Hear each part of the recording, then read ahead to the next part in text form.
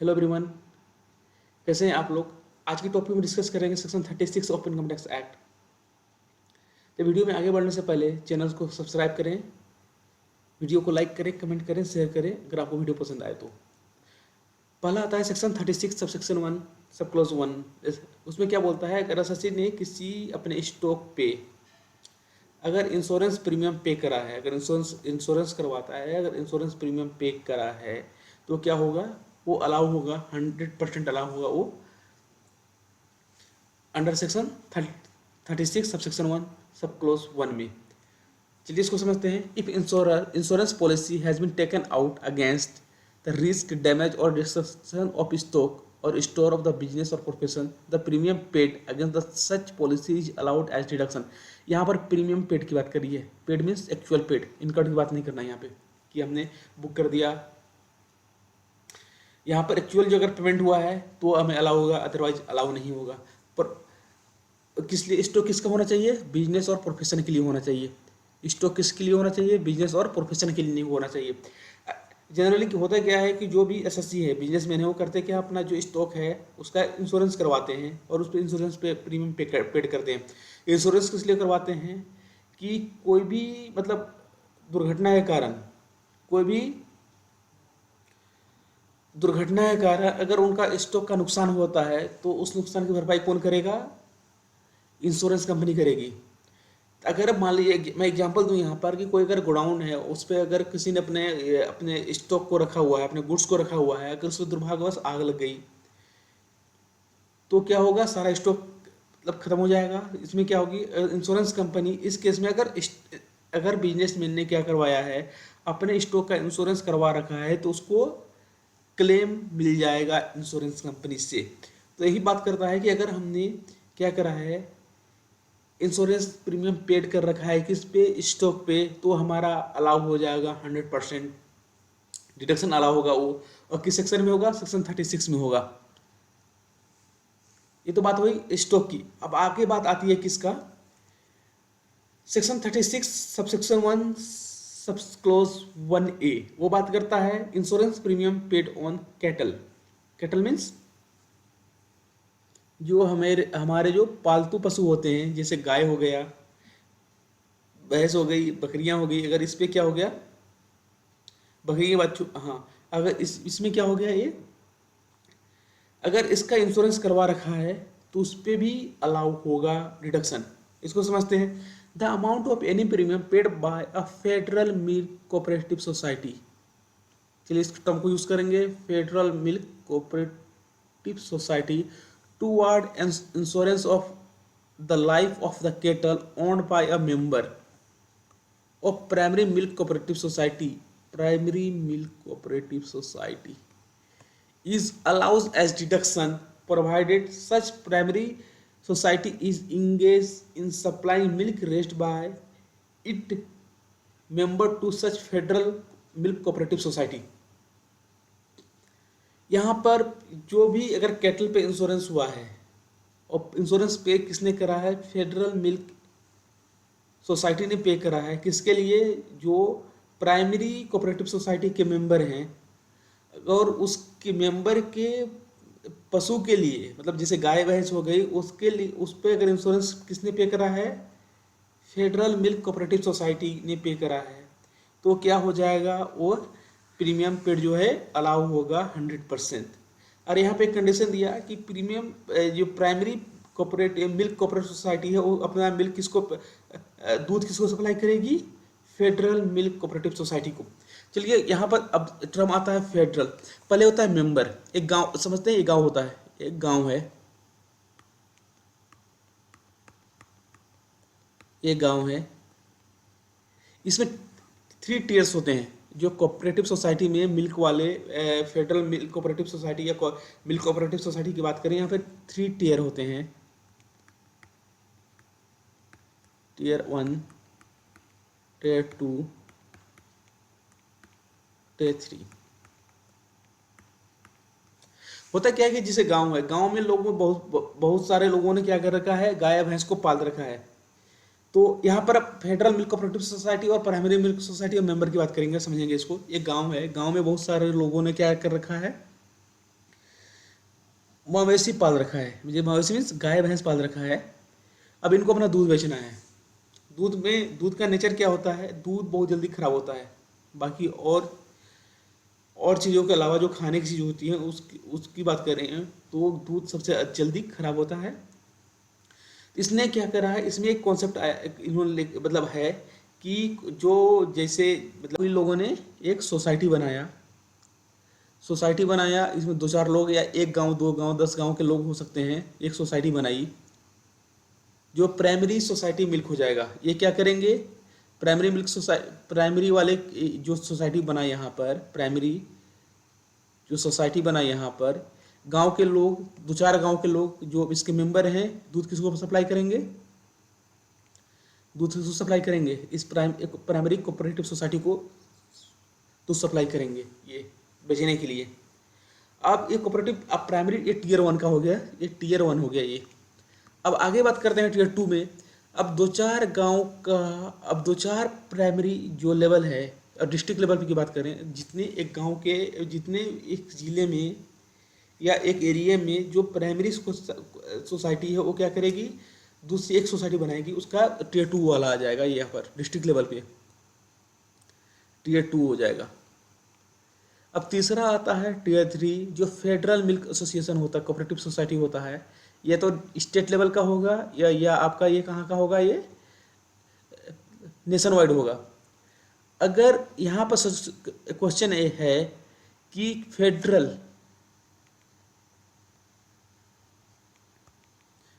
Milk cooperative society ने क्या करा है, इंश्योरेंस प्रीमियम किसके लिए पे करा है, किसके कैटल के लिए, जो मेंबर्स हैं, जो मेंबर्स हैं प्राइमरी मेंबर की, जो किसके हैं, जो मेंबर्स के कैटल के लिए उन्होंने पे करा है, इंश्योरेंस प्रीमियम पेड करा है। और यहाँ पर ये इंश्योरेंस प्रीमियम किसके लिए कैटल के लिए करा है, गाय भैंस के लिए पे करा है, जो गांव के लोग प्राइमरी जो मेंबर हैं, जो मेंबर हैं प्राइमरी कोऑपरेटिव मिल्क सोसाइटी के, उसके मेंबर के लिए इसने क्या करा है, इंश्योरेंस प्रीमियम पे करा है। किस पे, उसके गाय भैंस पे के लिए। अगर नुकसान होता है, उसको डेथ के केस में भरपाई कौन करेगा, उसको नुकसान कौन नहीं होगा, उस पर इंश्योरेंस कंपनी क्लेम देगी। तो अगर यहाँ पर देखिए सिचुएशन क्या है, सप्लाई किसको करेगा, जो मेंबर्स हैं दूध किसको देंगे बेचने के लिए, प्राइमरी कोऑपरेटिव सोसाइटी को देंगे। प्राइमरी कोऑपरेटिव सोसाइटी क्या करेगा, इस दूध को किसको बेचेगा, फेडरल कोऑपरेटिव सोसाइटी को बेचेगा। तो यहाँ पर यही बात बोल रहा है यहाँ पर कि अगर फेडरल कोऑपरेटिव सोसाइटी ने क्या करा है, जो प्राइमरी कोऑपरेटिव मिल्क सोसाइटी है, उसके मेंबर को के गाय भैंस पे अगर इंश्योरेंस प्रीमियम पे करा है तो अलाउ हो जाएगा। पहला, उसके बाद बोला जो प्राइमरी मेंबर्स जो हैं, प्राइमरी कोऑपरेटिव सोसाइटी जो है, और दूध किसको सेल करेंगी, फेडरल कोऑपरेटिव सोसाइटी को दूध सेल करेगी ये। चलिए दोबारा समझते हैं इसको। The amount of any premium paid by the federal milk cooperative society towards an insurance on the life of the cattle owned by a member of the primary milk cooperative society, on the life of the cattle owned by the member of the primary cooperative society. यहाँ member गांव के जो लोग हैं वो किसके member हैं, primary milk cooperative society के मेंबर हैं। यहाँ पर फेडरल मिल्क कोऑपरेटिव सोसाइटी ने किसके प्रीमियम को पे करा है, मेंबर किसके, जो member primary milk cooperative society के मेंबर हैं, उसके कैटल के लिए इन्होंने क्या करा है, इंश्योरेंस प्रीमियम पे करा है। किसने, फेडरल मिल्क कोऑपरेटिव सोसाइटी ने।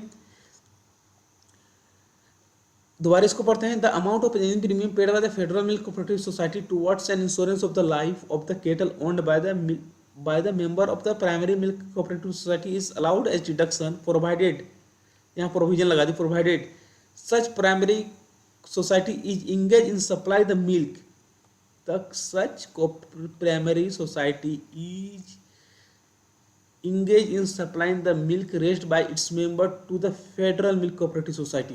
मतलब जो भी primary milk association cooperative society के जो मेंबर हैं वो दूध किसको सप्लाई करेंगे, प्राइमरी कोऑपरेटिव मिल्क सोसाइटी को, और वो प्राइमरी मिल्क कोऑपरेटिव सोसाइटी क्या करेगा, मिल्क किसको सप्लाई करेगा, फेडरल मिल्क कोऑपरेटिव सोसाइटी को। आई होप समझ में आ गया होगा सारा ट्रांजेक्शन ये। फिर उसको दोबारा पढ़ते हैं।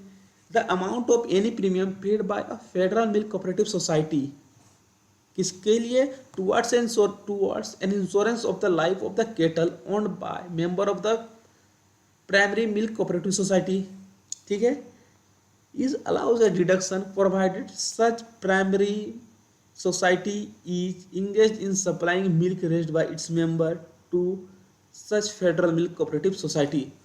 अगर इसमें एक फेडरल कोऑपरेटिव सोसाइटी ने क्या करा है,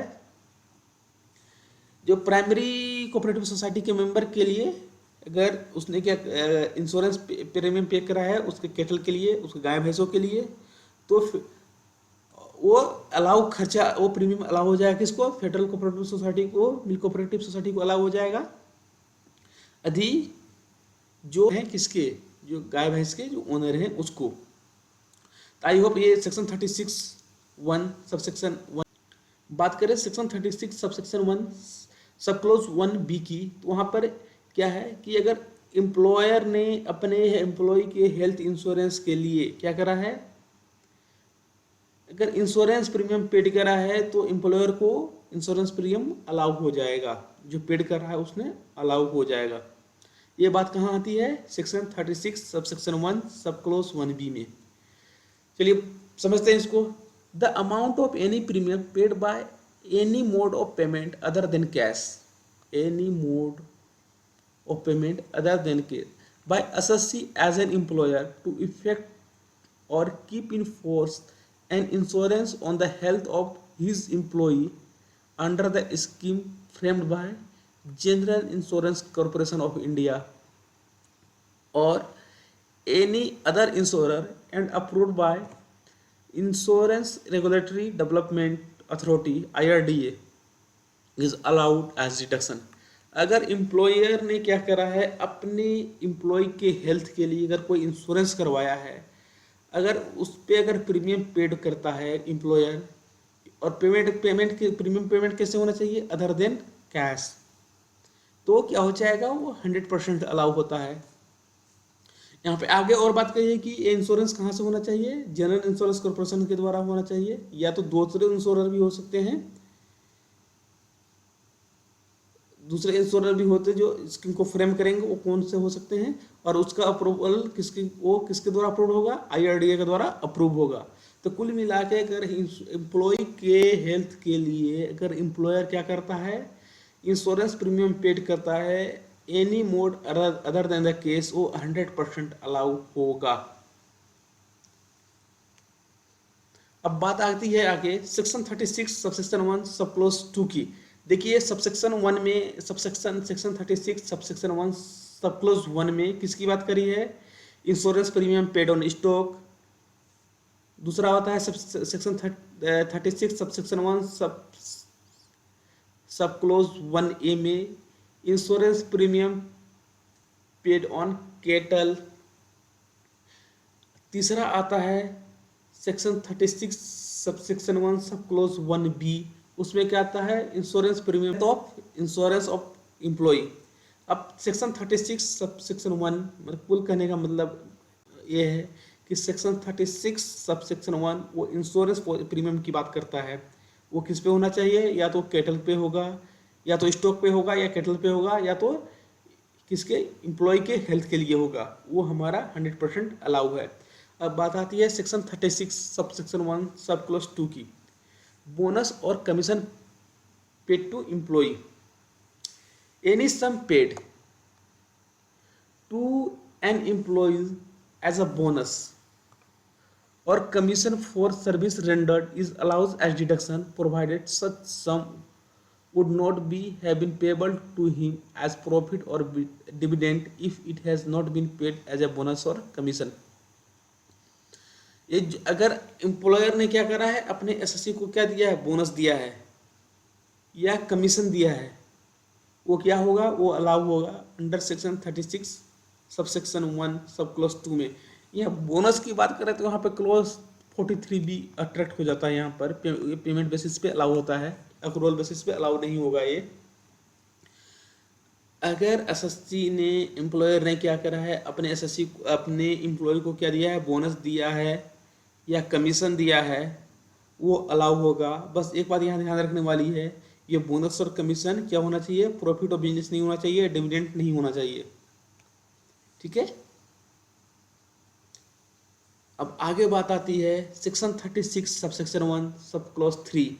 ये थोड़ा सा interest paid on borrowed capital, इस सेक्शन पे लिटिगेशन बहुत अधिक आता है। सेक्शन 36 सबसेक्शन 1 सब क्लॉज 3 में interest paid on borrowed capital. चलिए समझते हैं इसको। ये जो section 36 sub section 1 sub clause 3 है, इस मैटर पे लिटिगेशन बहुत अधिक होता है। The deduction of interest is allowed in respect of capital borrowed for the purpose of business, for the purpose of business और profession in competition of income under the head PGBP, under the head profit and gains of the business और profession. दोबारा समझते हैं इसको। द डिडक्शन of the interest is allowed, deduction of interest is allowed in respect of capital borrowed for the purpose of business or profession in computation of income under the head profit and gains of business or profession। अगर हमने कोई loan business purpose के लिए लिया है तो क्या होगा, इंटरेस्ट हमें अलाउ होगा, किस पे, अंडर द हेड पीजीबीपी। आगे बात करता है तो कैपिटल में भी borrowed for several purpose like acquiring assets, capital assets या बिजनेस पर्पस की बात करिए। देखिए सबसे बड़ा यहाँ पे वाइडर जो दे दिया, बिजनेस पर्पस की बात करिए। जो हमने लोन किसके लिए होना चाहिए, बिजनेस पर्पस के लिए होना चाहिए। ये वाइडर स्कोप है ये।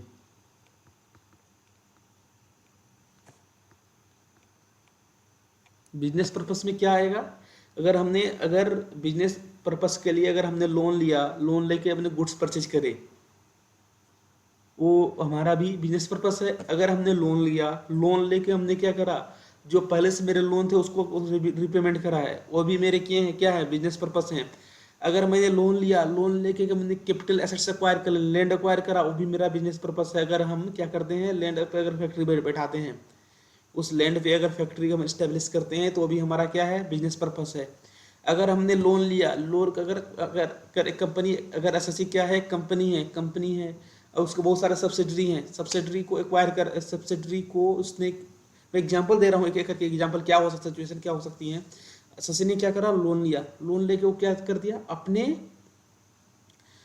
100% सब्सिडरी को क्या कर दिया, वो लोन जो लिया था इंटरेस्ट फ्री लोन दे दिया। किस लिए, for the purpose of his interest उसका, क्योंकि सब्सिडरी पे उसका इंटरेस्ट था। सब्सिडरी का बुरा हाल है कि मतलब फाइनेंशियली बहुत कमज़ोर है, अपने या तो नए प्रोडक्ट को लॉन्च करने के लिए या नए मार्केट को इस्टेब्लिश करने के लिए सिचुएशन बहुत सारे हो सकते हैं कि अपने सब्सिडरी को क्या कर दिया, इंटरेस्ट फ्री लोन दे दिया। ये भी बिजनेस पर्पस है। तो यहाँ पे बिजनेस पर्पस की जो बात करी है, यहाँ पर वाइडर स्कोप है और इस मैटर, इस सेक्शन पे लिटिगेशन बहुत अधिक होता है। यहाँ बात करते, फिर पढ़ते हैं यहाँ पर, कैपिटल में भी borrowed for the several purpose like acquiring a capital assets और पे ऑफ अ ट्रेडिंग डेब्ट्स और loss. The scope of expression for the purpose of business is very wide. Capital may be borrowed in the course of the existing business as well as for the acquiring assets for the extension of existing business।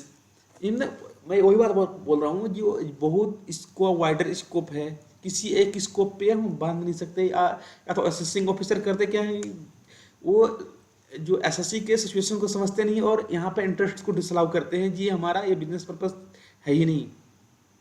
Litigation इसी पे होता है। SSC बोलता है हमारे business purpose के लिए है, और क्या नाम आपका असिस्टिंग ऑफिसर बोलता है ये आपका बिजनेस पर्पस के लिए खर्च हुआ ही नहीं है, जो आपने खर्च करा है ये आपका बिजनेस पर्पस नहीं है। तो लिटिगेशन इसलिए बहुत अधिक है।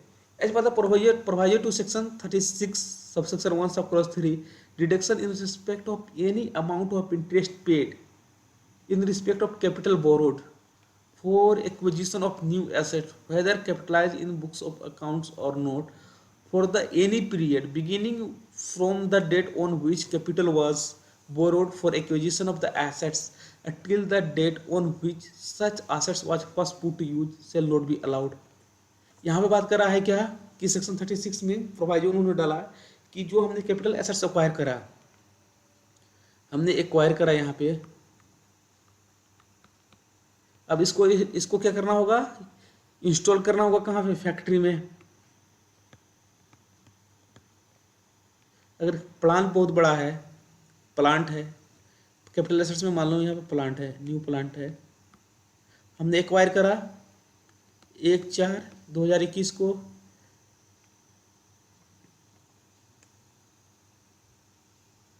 हमने पुट टू यूज प्लांट है, टाइम लगेगा फैक्ट्री को, फैक्ट्री में स्टेब्लिश करने के लिए। पुट टू यूज कब होगा, ये हो सकता है कि प्लांट को सेट आउट करते हैं हमारा 6 महीने साल भर का टाइम निकल जाए।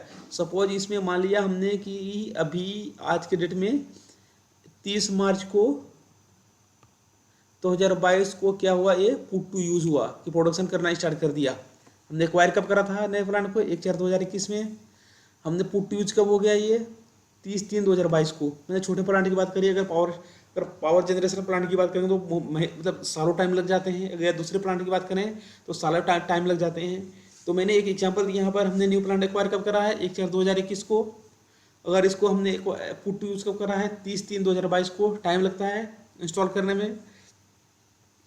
तो इसमें क्या होगा ये कि इस पीरियड का हमने जो पुट टू यूज तक जो हमने एक्वायर करा है कैपिटल एसेट्स को, और उसको पुट टू यूज जब करते हैं, इस दोनों पीरियड में अगर हमने जो इंटरेस्ट पे करा है हमें अलाउ नहीं होगा। ये इंटरेस्ट ये इस पीरियड का अलाउ नहीं होगा। किस पीरियड का, जो हमने प्लांट जो पुट एक्वायर कर रहे हैं और उसको पुट टू यूज करा, इस पीरियड में अगर कोई गैप रहता है, इस पीरियड का, गैपिंग पीरियड का जो है वो क्या होगा, इंटरेस्ट अलाउ नहीं होगा। जनरली उसको कैपिटलाइज करते हैं किस पे, कॉस्ट ऑफ एसेट्स माना जाएगा। ये जो इंटरेस्ट होता है कॉस्ट ऑफ एसेट्स होता है। उसका पुट यूज के बाद के पीरियड पे अगर हम इंटरेस्ट पे करते हैं तो क्या हो जाएगा, वो अलाउ होता है, 100% अलाउ होता है। अगर हमने जो लोन बोरो करा है, अगर हमने उससे कोई एसेट्स एक्वायर करा,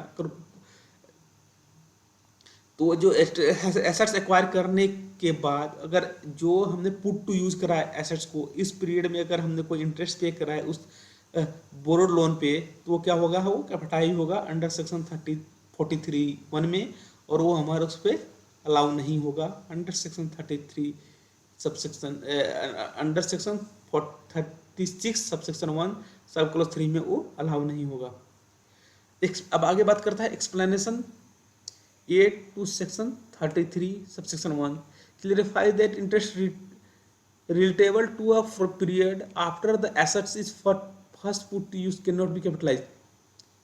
फिर वही एक्सप्लेनेशन की बात करिए किसकी, सेक्शन 43(1) की, clarify that the interest relatable to a period after assets first put to use can not be capitalize. वही हमने जो बताया था कि जो हमने क्या होगा, वो अगर हमने एसेट्स पुट यूज करने के बाद अगर उस पर कोई इंटरेस्ट पे करते हैं तो क्या होगा, वो बोर्ड कैपिटल पे वो अलाउ होगा। Interest in respect of capital borrowed for the period from the date of borrowing to the date on which capital was assets was first to put to use should be therefore capitalize. अगर हमने जिस दिन बोरो करा है, अगर उसे capital assets acquire करा है और पुट टू यूज करने तक, फर्स्ट पुट पहली बार पुट टू यूज करने तक वो कैपिटलाइज करेंगे। अगर उसके बाद हमने अगर उस इंटरेस्ट पे कर रहे हैं उस बोरोड कैपिटल पे, तो वो हमारा अलाउ होगा under section 36 subsection 1 sub clause 3 में। आज के टॉपिक के लिए बस इतना ही। अब आगे के नेक्स्ट पार्ट में देखेंगे 36 के जो रिमेनिंग पार्ट्स हैं। Okay, thank you for watching this video. See you again.